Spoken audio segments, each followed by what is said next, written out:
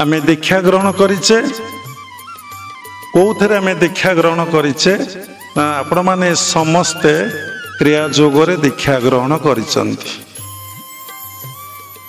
एवं से क्रिया दीटा अक्षर को आपण माने भल भाव पर्यंत बुझी पारु नांते। मोर जने गुरु भाई थिले तांकर देहांत हो जाइए आमे थरे तांको पचारिलु क्रिया जोग उपरे किछि कहंतु से कहिले आपण खाली क्रिया दीटा अक्षर को बुझंतु आपण जीवन धन्य हो जीवो आउ किछि बुझिबा जानिबा दरकार नहीं खाली क्रिया दीटा अक्षर क्रि एवं या मु कहली कौन बाबा ना क्रि माने करिबा या माने आत्मा कर्म माध्यम रे आपण कर्मकर्ता को उपलब्धि करंतु आपण सबु बळे फील करूचंती मु सबु करूची तेणु आपण या को उपलब्धि करि पारु नांती। जदि आपण आत्मा को बा या को उपलब्धि करि पारंते तले आपण भितर अहंकार रुहंता नहीं आपण भितर अज्ञानता रुहंती नहीं रुहंता नहीं अहंकार बोले कौन ना मु अज्ञानता बोले मु बा मोर आपण भितर बोध रुहंता नहीं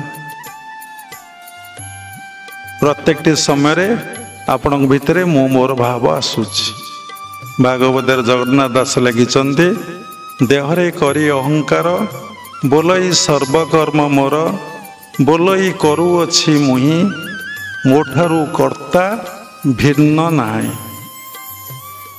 तेणु जदि आपण सचेतन रहिबे ताले सबु समय आपणकर फील हबो अनुभव हबो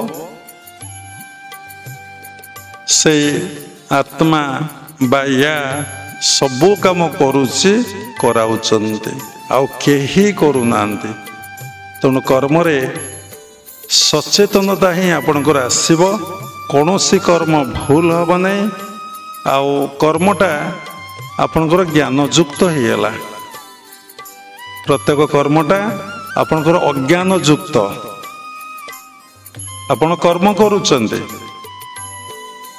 सज्जा त्यागरू सज्जा को जा पर्यंत आपण कर्म करूचंती से कर्म आपण को केबे उद्धार करू नहीं से कर्म आपण को बंधन रे पकाउची से कर्म आपण को दुख जंत्रणा कष्ट ही दउची। तेणु आपण जहा किछि करूचंती आनंद पाई जदि कर्मटा ज्ञान युक्त हबो ताले आपण भितरे सचेतनता आसीबो आपण कर्मटा आपण को ईश्वर पाखक नहीं जीवो। जदि ईश्वर करूचंती ताले आपण किछि लागिबो नहीं आपण भितर अहंकार रहिबो नहीं आपण भितर अज्ञानता रहिबो नहीं। से मते बुझे कि डिस्क्राइब करके बहुत समय कहले प्रत्येक टिक्री कर्म कला भितर आपण या को उपलब्धि करंतु ताही ध्यान ताही जोग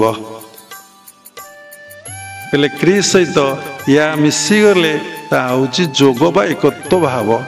तेणु भागवत लेखा अच्छे करी कराऊ थाए मुहि मो बिनु अन्य गति नाही सबु काम से करूचंती कराउचंती यही अनुभवटा आम भितर आसीबा पाई आमे कौन करिबा ना साधना करिबा गुरुंकर आउ साधु संतर सानिध्य बारंबार आमे लाभ करिबा।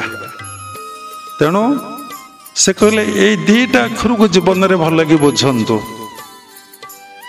खाली क्रि आउ या को बुझंतु आउ किछि बुझिबा दरकार नहीं आउ किछि जानिबा दरकार नहीं एतिकी कले आपण सबु बळे सविकल्प समाधि रे रहिबे सबु बळे सविकल्प समाधि रे आपण रहिबे अर्थात आपण सबु बळे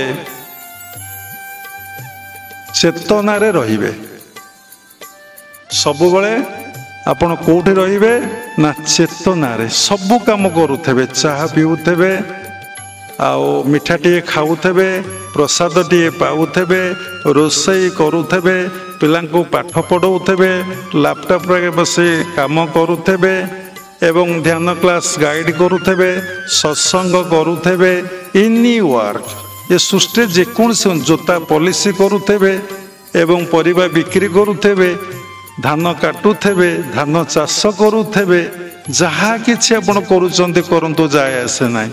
ପ୍ରତ୍ୟେକ କର୍ମ ହିଁ ଭଗବତ କର୍ମ, ତାକୁ ଭାବିବେ ଏବଂ ପ୍ରତି କର୍ମ ସେଇ ଆତ୍ମା ହିଁ କରୁଛି ଏବଂ କରାଉଛି।